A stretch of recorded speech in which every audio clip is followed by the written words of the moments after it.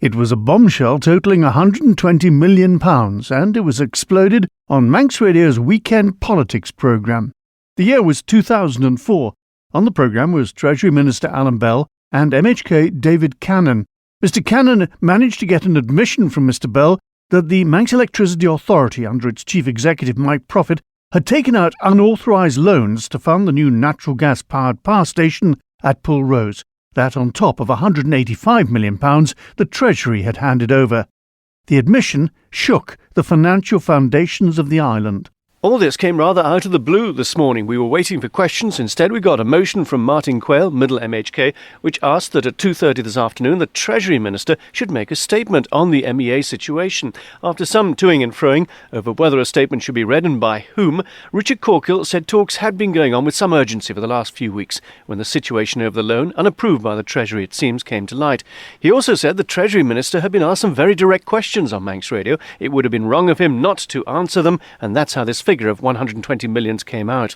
The tight questioning on Manx Radio that forced this into public was touched upon by Mr Bell. Also the hectic work behind the scenes. Mr Speaker, the discussions with the MEA and my officers have been intense over the last 3 weeks and have really taken up pretty well all my senior officers' time to try and get to the root of a number of issues which have been thrown up.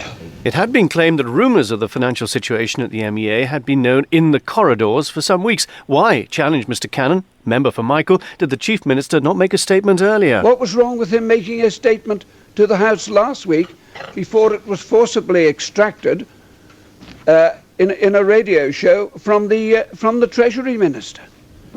If it was good enough to be extracted on Sunday, it was surely good enough and more appropriate to be informed to this House last Tuesday. The Chief Minister told members that an independent firm of accountants were being appointed to look into the affairs at the MEA.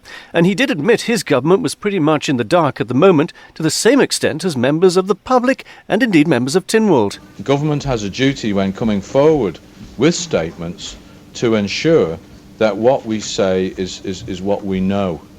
And I'm afraid there are not too many things that we know at this point.